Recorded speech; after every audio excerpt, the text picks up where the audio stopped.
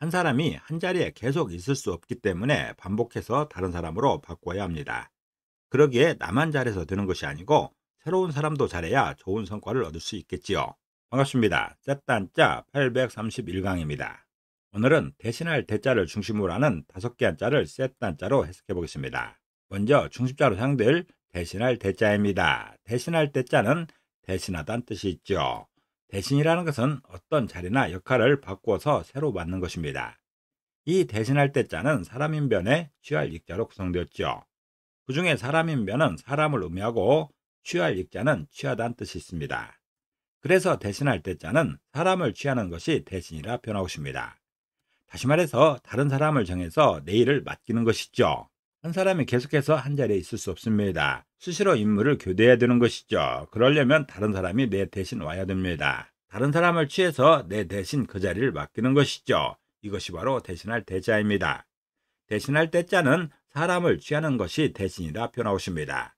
다시 말해서 다른 사람을 정해서 내 일을 맡기는 것이죠. 이것이 바로 대신할 대자입니다. 사용 단어로서는 전대미문이 있습니다. 전대미문은 옛날에는 들어본 적이 없다는 뜻이죠. 매우 놀랍거나 새로운 일을 이루는 말입니다. 그리고 교대나 대신을 할 때 대신할 대자가 사용될 것입니다. 중심자인 대신할 대자에 또 하나의 부수를 추가할 때마다 또 다른 한자를 만날 수 있습니다. 이것이 바로 셋단자입니다. 대신할 대자가 사용된 첫 번째 관련자는 빌릴 대자입니다. 빌릴 대자는 빌리다는 뜻이 있죠. 빌리다는 것은 남의 물건을 갚기로 하고 얼마 동안만 사용하는 것이죠. 이 빌릴 대자는 대신할 대자의 조개패자로 구성되었습니다. 그 중에 대신할 대자는 대신하다는 뜻이 있고 조개패자는 조개를 의미하지만 부수로 사용되게 되면 재물로 해석합니다. 그래서 빌릴 대자는 재물을 대신하여 빌린다 표현하고 있습니다. 다시 말해서 재물을 잠시 다른 사람이 대신 사용하는 것, 그게 바로 빌릴 대자입니다. 요즘에 빌리는 것 중에 가장 대표적인 것 중에 하나가 집입니다. 남의 집을 빌려서 잠시 동안 사용하는 것이죠. 임대하는 것입니다. 월세로도 할 수 있고 전세로도 할 수 있죠. 남의 물건을 대신하여 빌리는 것입니다. 빌릴 대자는 재물을 대신하여 빌린다 표현하고 있습니다. 다시 말해서 재물을 잠시 다른 사람이 대신 사용하는 것, 그게 바로 빌릴 대자입니다. 사용 단어로서는 동취서대가 있습니다. 동취서대는 동쪽에서 구하고 서쪽에서 빌린다는 뜻이죠. 여러 곳에서 빚을 졌다는 말입니다. 그리고 대출이나 임대를 할 때 빌릴 대자가 사용되고 있습니다. 두 번째 관련자는 집터 대자입니다. 집터 대자는 집터를 의미하죠. 집터라는 것은 현재 집이 있거나 미래에 집을 지을 자리입니다. 이 집터 대자는 대신할 대자와 흑토자로 구성되었죠. 그 중에 대신할 대자는 대신하다는 뜻이 있고 그리고 흑토자는 흙이지요. 땅을 의미하고 있습니다. 그래서 집터 대자는 땅을 대신하는 게 집터라 표현하고 있습니다. 다시 말해서 땅의 용도를 집터로 대신 사용한다는 것이죠. 땅의 기본은 농토입니다. 이곳에서 작물을 심어 식량을 생산하는 것이죠. 그런데 농토의 한 구석에 집을 짓는 것이죠. 원래 이 집자리도 농토로 사용해야 되는 것인데 집터로 대신 사용하고 있습니다. 왜냐하면 가족들도 주거하면서 농사를 지어야 되기 때문에 그런 것이죠. 집터 대자는 땅을 대신하는 게 집터라 표현하고 있습니다.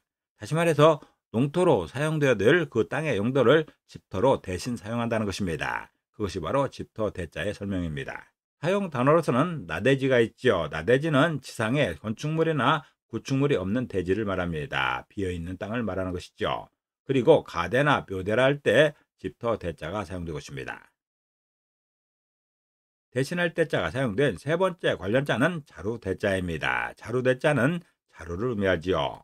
자루는 헝겊으로 길고 크게 만든 주머니입니다.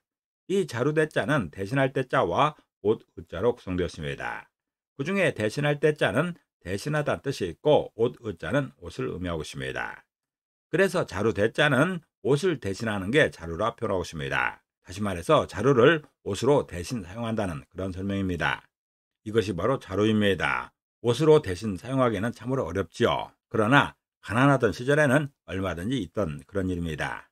대표적으로 흥분의 아들들이 자루로 옷을 대신하는 그런 상황이 연출되는 것이죠. 아주 가난하던 시절에는 자루를 옷 대신 입는 것은 흔히 있던 일입니다. 자루 대자는 옷을 대신하는 게 자루라 표현하고 있습니다. 다시 말해서 자루를 옷으로 대신 사용한다는 것이죠. 그것이 바로 자루 대자의 설명입니다. 사용 단어로서는 주대 반낭이 있습니다. 주대 반낭은 술을 담는 부대와 밥을 담는 주머니란 뜻이죠. 술과 음식을 축내면서 일하지 않는 사람을 이르는 말입니다. 그리고 포대나 마대라 할 때 자루대자가 사용되고 있습니다. 네 번째 관련자는 클 때자입니다. 클 때자는 크다는 뜻이 있죠. 큼직하다는 뜻이 있습니다. 이 클 때자는 대신할 때자와 묘산자로 구성되었죠. 그 중에 대신할 때자는 대신하다는 뜻이 있고 묘산자는 산을 의미하고 있습니다. 그래서 클 때자는 산을 대신하는 게 크다고 표현하고 있습니다. 다시 말해서 산을 큰 것의 상징으로 대신 표현한다는 것이죠. 우리가 어떤 큰 것을 표현할 때 산을 비유하는 경우가 많습니다. 산처럼 크다는 것이죠. 그렇게 하면 쉽게 알아들 수가 있는 것입니다. 하늘로도 큰 것을 비유하지만 산으로 비유하는 경우가 더 많습니다. 왜냐하면 우리 눈에 보이는 것 중에 산처럼 큰 것이 없는 것이죠. 클 때자는 산을 대신하는 게 크다고 표현하고 있습니다. 다시 말해서 산을 큰 것의 상징으로 대신 표현한다는 그런 설명입니다. 사용 단어로서는 악종항대가 있습니다. 악종항대는 대륙에 있는 오악의 근본을 말합니다. 대륙에는 동해는 태산, 서해는 화산, 남해는 형산, 북에는 항산, 중에는 숭산이라는 오악이 있습니다. 그 중에서 항산과 태산이 근본이라는 그런 설명입니다. 그리고 대종이나 유대라 할 때 클때자가 사용되고 있습니다. 대신할 때자가 사용된 다섯 번째 관련자는 눈썹먹 대자입니다. 눈썹먹 대자는 눈썹먹을 말하는 것이죠. 눈썹먹이라는 것은 눈썹을 그리는 연필 모양의 화장품을 말합니다. 이 눈썹먹 대자는 대신할 때자와 거물 흑자로 구성되었죠. 그 중에 대신할 때자는 대신하다는 뜻이 있고 거물 흑자는 검다는 뜻이 있습니다. 검은 것을 말하는 것이죠. 그래서 눈썹먹 대자는 검은 것으로 대신하는 게 눈썹먹이라 표현하고 있습니다. 다시 말해서 검은 것으로 눈썹먹을 대신하여 사용한다는 것이죠. 이렇게 화장품으로 된 눈썹먹이 있습니다. 이 눈썹먹으로 눈썹을 그리는 게 가장 자연스럽죠. 그러나 어떤 경우에 눈썹먹이 없는 경우가 있죠. 그럴 때 크레용으로 쓰는 사람도 있고 다른 까만색 무엇으로 눈썹을 대신 그린다는 그런 설명입니다. 눈썹먹 대자는 검은 것으로 대신하는 게 눈썹먹이라 표현하고 있습니다. 다시 말해서 눈썹먹 대자는 검은 것으로 눈썹먹을 대신 사용한다는 그런 설명인 것이죠. 사용 단어로서는 분백대흑이 있습니다. 분백대흑은 얼굴에 분을 희게 바르고 눈썹을 검게 그린다는 뜻입니다. 곱게 화장한 여인을 이르는 말입니다. 그리고 대미나 대흑이라 할 때 눈썹먹 대자가 사용되고 있습니다. 오늘은 셋단자 831강으로서 대신할 때자를 중심으로 하는 5개 한자를 셋단자로 해석해 봤습니다. 오늘 배운 것을 다시 한번 요약하겠습니다.